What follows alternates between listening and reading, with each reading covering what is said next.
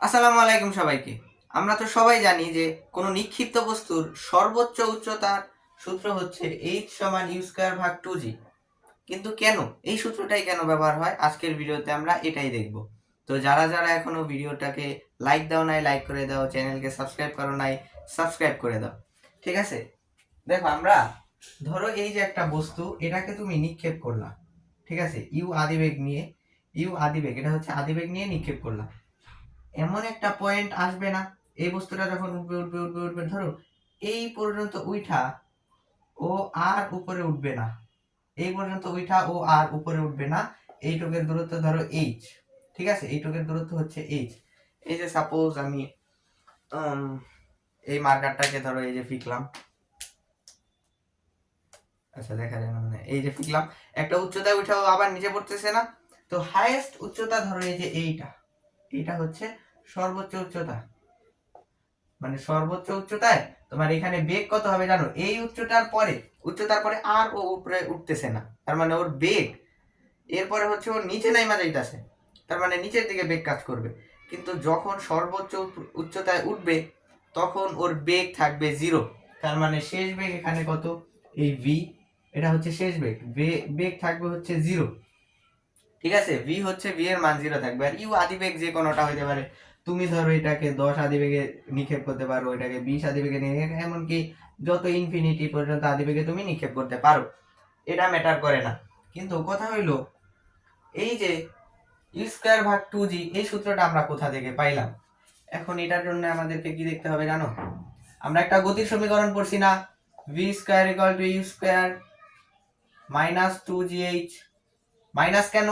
কারণ বস্তুটাকে নিক্ষেপ করছি, তাহলে এখানে জি এর মান হবে তোমার নেগেটিভ। জি এর মান কি? নেগেটিভ। এই কারণে হচ্ছে এখানে মাইনাস বসাইতে হয়, তাই না?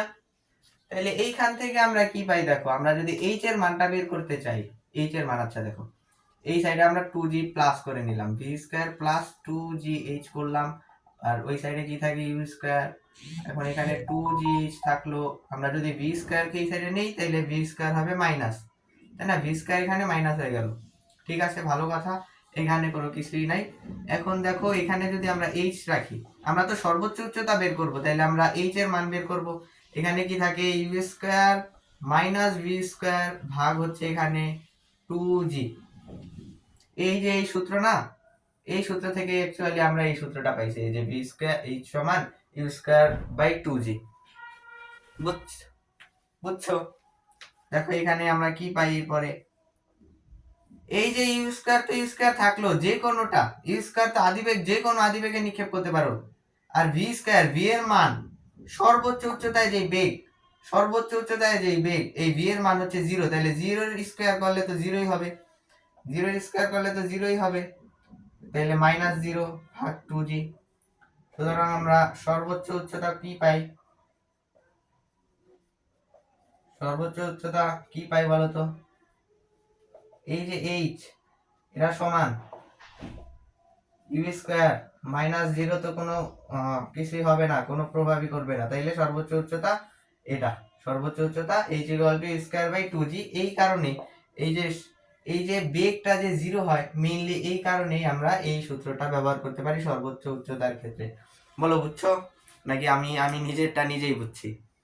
তো যদি বুঝা থাকো আর ভিডিওটা ভালো লাগে তাইলে ভিডিওতে একটা লাইক দিয়ে দিও, কমেন্ট করে দিও, তোমার বন্ধুদের কাছে শেয়ারও করে দিতে পারো। ভালো থাকবা। আসসালামু আলাইকুম।